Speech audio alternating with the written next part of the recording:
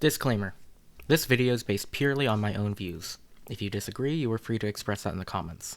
Everyone's entitled to their own opinions and views based on their own experiences and the people they surround themselves with.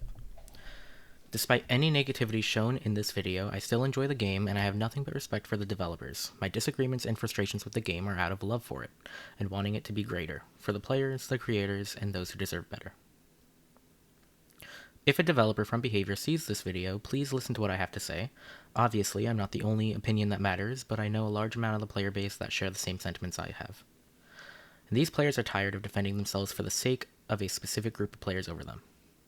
I view the game from a perspective of both sides and try to find an unbiased peace between the sides, and I hope the people viewing this do too.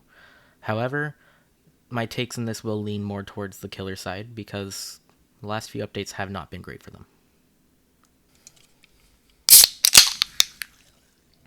Hi Kosu, I'm Cykosu. Why do they keep doing this? So if you weren't aware, the test build for version 9.3.0 came out recently. This introduced changes to help survivors with the situations of camping, slugging, and tunneling. While these changes are okay, there's a lot of changes in this patch that are completely unnecessary or outright buffs to Survivor that they didn't need. Starting with the tunneling reduction changes, they increased the hook protections for 30 seconds. This includes the already present haste and endurance effects, as well as bringing back the elusive status effect from the last PTB, which now allows the killer's aura to be read by the survivor for 10 seconds, within 32 meters. It also hides grunts of pain, scratch marks, and pools of blood, and removes all sound from being made, as well as preventing your aura from being read by the killer. This also gives you immunity to AFK crows, which those barely ever appear anyway. The previous effects get disabled in endgame except for the haste and endurance, which are kept but at the previous version's 10 seconds. Personally, I don't think they needed to make this last 30 seconds. It feels way too hand-holdy for the survivor. If they wanted to increase the time at all, it should have been somewhere to 15 or 20, but that's not even the bad part. Besides the fact that they can body block for 30 seconds without any repercussions, and even if you try to tunnel for any kind of benefit in endgame, you're going to be wasting 30 seconds more, which I guess is the point, but it's the body blocking that gets to me. It's a body blocking issue that'll get to me more than anything. What's worse is that they gave killer bonuses that also just don't do anything. Hooking a unique survivor grants the killer Bloodlust 1 for 15 seconds, and they receive 10% bonus blood points for each unique hook. That would be pretty alright if the Bloodlust bonus didn't immediately disappear on power usage. At first, this sounds smart. It makes it better for lower-end killers who don't have much mobility and makes not much of a difference to mobile killers, but then you start to notice the Bloodlust goes away when you enter Night Shroud as Ghostface, or you start crouching as Pig, or you pull up your knives as Trickster, or stalking as Myers, or cloaking as Wraith, or setting a trap as Hag and Trapper, or setting a pallet as Freddy, or setting birds as Artist, or pulling up your power at all on Dredge for any reason. Do you understand the point yet? It's interesting because in the last iteration, these changes they did, they showed that they can change these things on a per killer basis. Since the last version of benefits for killers were lessened for the higher tier killers like Blight, Kaneki, even Crossu back then, Nurse, all of those killers had lower benefits from the anti-tunnel changes that they gave benefits on the killer side for. Behavior could have put effort into separating killers into mobile and non-mobile, so that killers like Ghoul, Blight, Crossu, or Nurse wouldn't get the Bloodlust effect at all, while killers like Ghostface, Trapper, Skull Merchant, or Hag, who are all struggling killers in the current state of the game, would be able to get more out of Bloodlust without feeling heavily restricted and losing the only benefit they receive from hooking a survivor. Because I'm sure it's clear that blood points isn't the biggest incentive for killers either, to not tunnel people, let alone be satisfying for anyone. I mean, they give us blood points for everything, every mistake they make, every event, every week, just random codes for anything. Sure, doubling the blood points at 4 matches is nice, but if you get 10 or unique hooks, that's just double. But in case you haven't played or taken the killer role seriously at all in the last 4 or 3 years, there's a lot of killers that need to tunnel in dire scenarios to try and get any form of pressure in an effort to turn the game around in their favor. It sucks, yes, it doesn't feel good to do on killer either, but the issue isn't that the killers don't get penalties for tunneling, it's that they don't have any other options. Yet for some reason, this is a killer's fault, and behavior just further holds the hand of the survivor instead of doing anything to actually make killer as a whole a better role to handle the things they add to survivor. This change isn't going to stop tunneling by any means. It does essentially nothing in actual gameplay for 90% of the roster, and I really just don't see the point in this one. Moving on, we have the slugging changes. After being downed, a resolve bar appears. After 2 minutes of being slugged, the survivor can pick themselves up. For every additional survivor also being slugged, the resolve bar fills 33% faster. After the bar is filled once, the survivor has the possibility to pick themselves up every time they've fully recovered while in the dying state, and the resolve bar does not need to fill again. Crawling speed also increases over time in the dying state. These changes, in my opinion, are just also unnecessary. While it's better than the last iteration, it just feels like it isn't needed. The biggest reason slugging was an issue before was because of knockout, which got reworked. It doesn't do anything about what it used to do before that made it so good for slugging. It does something entirely different now. 4-man slugging is now something that is almost all of the time at the fault of the survivors who allowed the killer to go that far.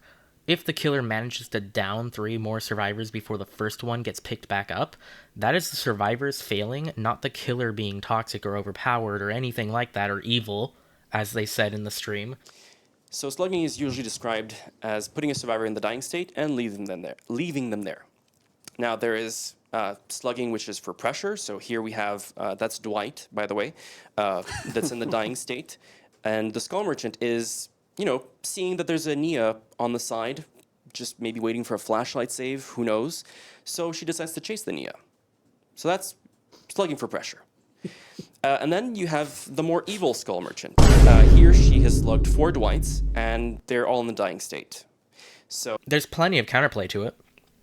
And yet for some reason they've managed to remove any pressure that there could be from slugging in any scenario. Going down on a pallet and having teammates that will stall the pickup simply by being around can already be enough to kickstart the self-pickup, since the resolve bar for self-pickup doesn't reset on recovery. Going down on pallets puts the killer in a lose-lose situation. Either pick up and get the pallet saved, or let them gather a ton of progress in the resolve bar.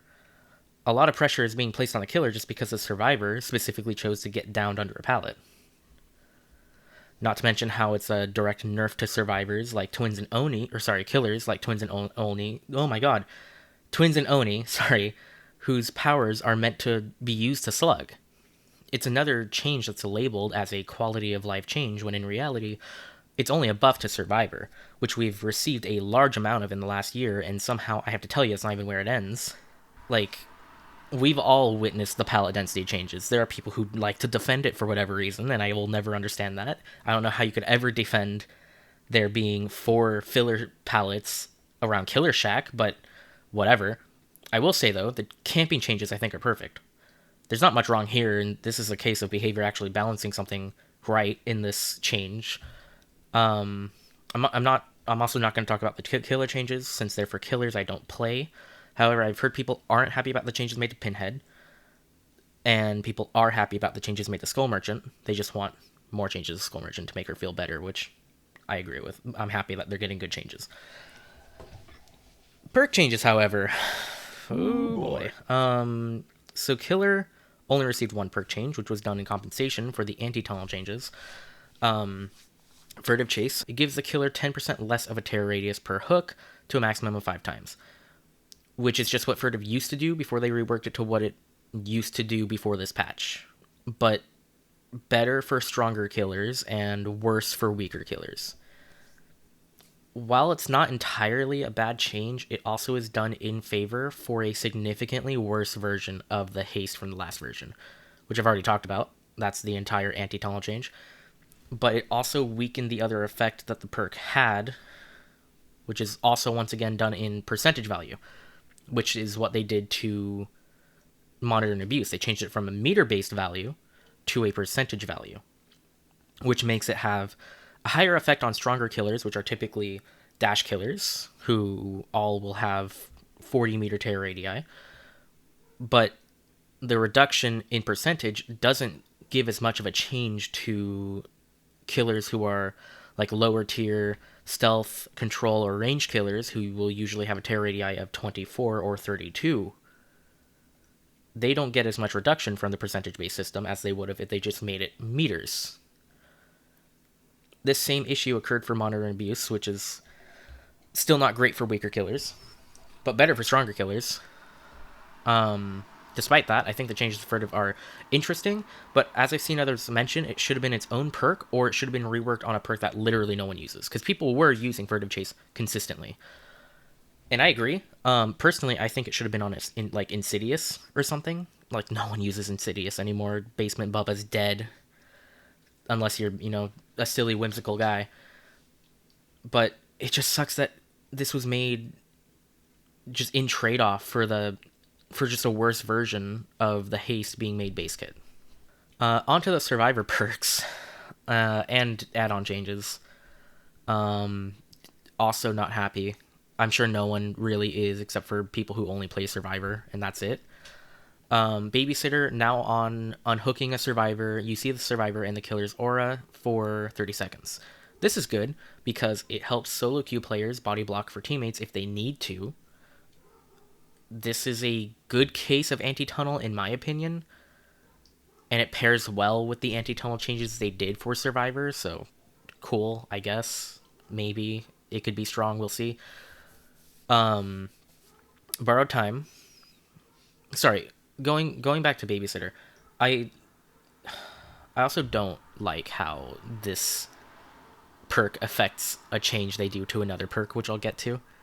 But they essentially took an effect from another perk and slapped it on this one as a rework, quote unquote rework. Borrowed time. Since they made the second iteration of BT base kit after making the first iteration of BT base kit, they've fully reworked this perk now to make it so the survivor you unhook gets the ability to pick themselves up without the resolve bar being full for 100 seconds. This one I also do not mind. I think this one's actually a really good anti-tunnel and anti-slug perk without being like highly intrusive. Like this actually just straight up punishes a hard tunnel or a hard slug. Breakdown. After you are hooked, the hook breaks for 90 seconds as opposed to the previous 180 seconds, and it increases the speed that you get healed at by 100% for 90 seconds, essentially giving other survivors healing you a version of Will Make It, which would also stack with Will Make It and Do No Harm and every other healing perk, because we need more healing speed increases, because killer players shouldn't have any way to pressure or slow down survivors outside of generators, obviously. That's the only gameplay mechanic. Off the record, once again, endurance has been removed from this perk because nobody can really make up their minds on if this perk should have it or not. Also, the benefits of the benefits duration of the perk have been doubled. This next perk is what I was talking about when I was talking about Babysitter. Wicked. Since Babysitter now reveals the killer's aura to the unhooker, Wicked has traded this benefit out for 50% healing progress automatically on unhook in basement. Similarly to how Resurgence used to only give 50% on every unhook outside of basement and anywhere, which, speaking of which, you may ask, do those stack? Yes. Yeah, Resurgence stacks with Wicked, meaning if you have Wicked and Resurgence equipped and just run to basement before you go down, you can just unhook yourself or get unhooked and be instantly healed without any input. Cool. Amazing. The strongest form of pressure a killer can have in relation to hooks, especially in endgame, now means nothing because of two perks. I can't begin to understand how every update new ways to increase healing speed come out. People who aren't survivor-only brain-rotted complain about it and find it very monotonous and non-interactive,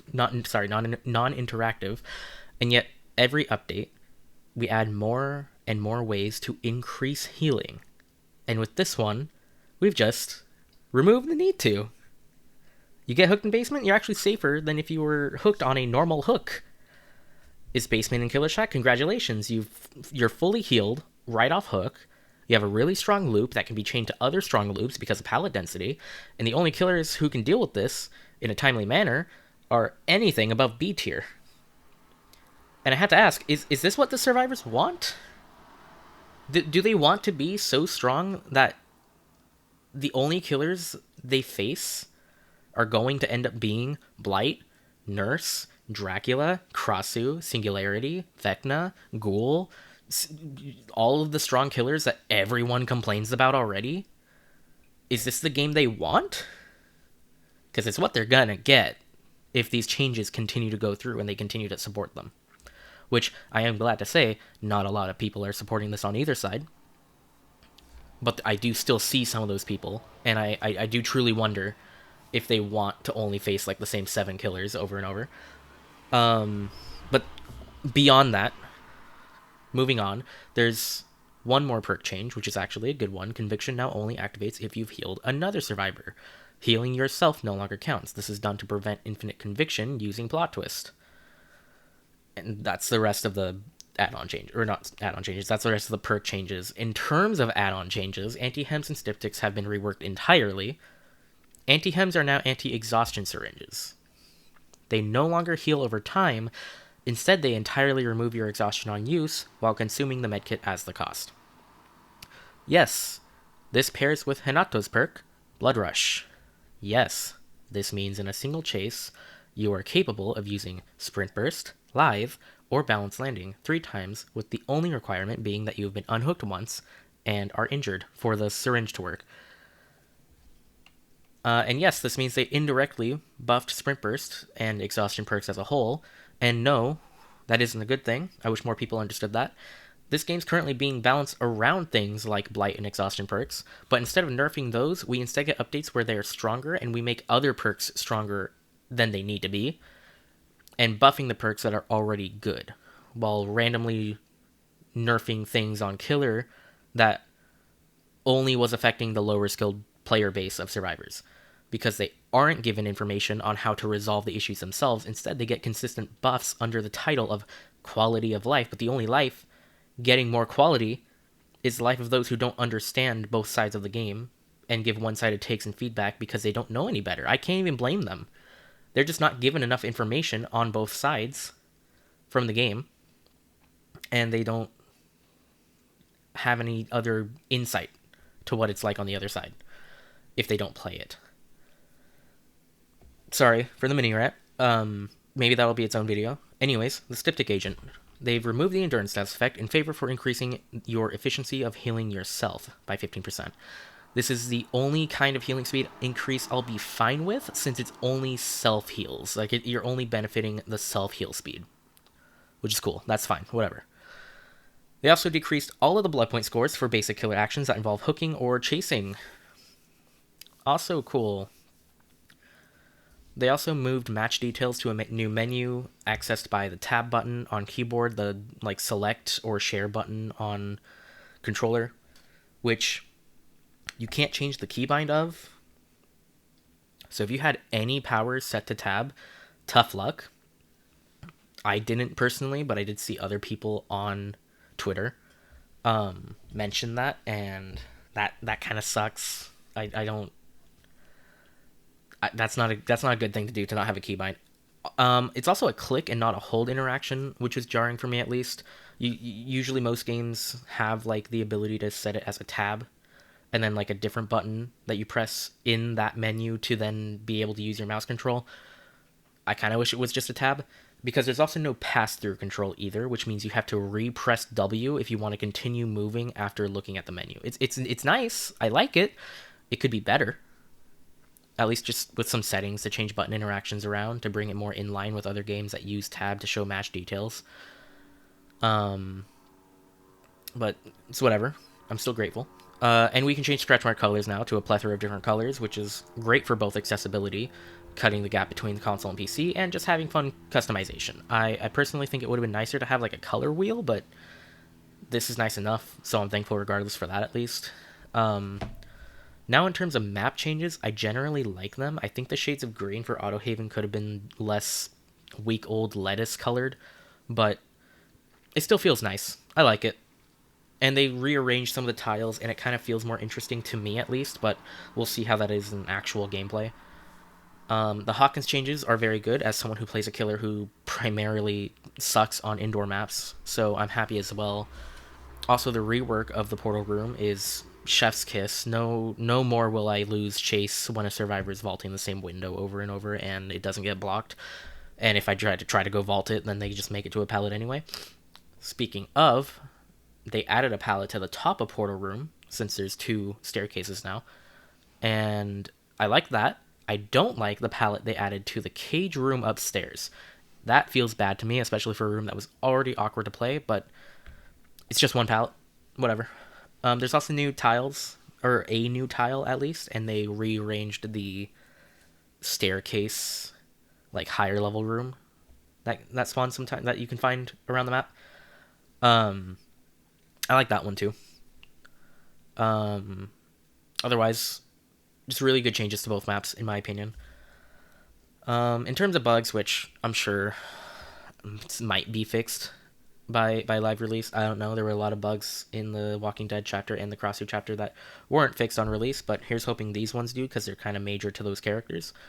Um, Kaneki randomly gets slowed down to like 3.6 or 3.8 meters a second for no clear reason after leaping. And I've heard Bubba just randomly tantrums on pallets now when he breaks them with the chainsaw, and it disables his power entirely. So that's interesting. Here's hoping those are fixed before release because that's not going to be good for those player bases. And bouncing off of that, it's weird because this is a time frame that they said we'd be receiving high priority killer issues, like issue fixes, and yet we haven't really gotten much of anything besides direct and indirect nerfs to the role entirely. So that's a little disappointing. In all, this update is showing again that behavior doesn't really know what we want as an overall community and is focusing on mostly just one side, that being the newer or casual player base on Survivor end. And sadly, those people who claim to be the casual players typically aren't casual players and somehow manage to always have time to go on social media and complain about everything killer players do, or disconnect every match, or give up every match, or they also always have time to unlock all the perks that are specifically the minimal input, high reward, high tier perks on Survivor. I know that's rich coming from me, someone who mains Kaneki, but I play other killers. I'm friends with people who play other killers and are mains of other killers. So hear me out. If behavior continues to make these changes that only benefit the one side and continue to ignore and even demonize the other side just for doing the only things they have for pressure, it's going to cause a major shift and decline in the player base, especially on the killer side. It makes me happy that more people are on both sides that are starting to see this and have more unbiased takes, but I worry it might be too late. I don't think it is. It's just, back in my head kind of worry, but I see my friends get more demotivated towards the game every day, and it feels hopeless a lot of the time. I get that this is a PTB, it's for testing and feedback, and this is my feedback, but it's mostly feedback we've already given. Like, they should have read through it all and known by now that we don't want these changes like of this kind, and we want actual fundamental shifts to the game to make it more accessible for new players by opening avenues for education on the game's mechanics and different characters and playstyles, rather than making matches feel linear by punishing strategy and making one side just simply better. I mean, the tutorial in the game still doesn't talk about perks or different killers or add-ons or anything like that. It's just, here's the basic mechanics. Go on. Good luck. Good luck figuring out everything else. We have tooltips when you hover over things that you might not even hover over because you see a big red play button, and that's what you're going to go to. Why does behavior keep making continuous mistakes while ignoring the ones they could have fixed so long ago? Why are we still in this loop of half-decent fixes, major fumbles, apologies, and empty promises? It's sad that we keep letting them do this too, like no one holds them accountable. And I hope a majority of these changes don't go through. It's frustrating that it feels like every PTB we had to beg for them not to, and we have to give continuous feedback that we've already given, and how they go out of their way to ask for feedback in player satisfaction surveys that only ask questions geared towards survivor struggles, while completely ignoring any possible questions for killer struggles. It hurts to see that things that are unhealthy and being like really strong for the last couple years are just being kept that way, and the things that have been the things that have been consistent problems for years are just left alone. I'm getting tired of it. It's disheartening. That's all. But I want to remain hopeful.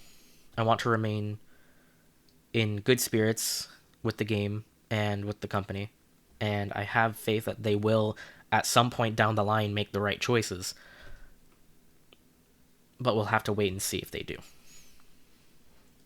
Regardless, that's going to be the end of this. Thank you for watching. I hope you found some further understanding of the changes through this video and are willing to go to the forums to share feedback.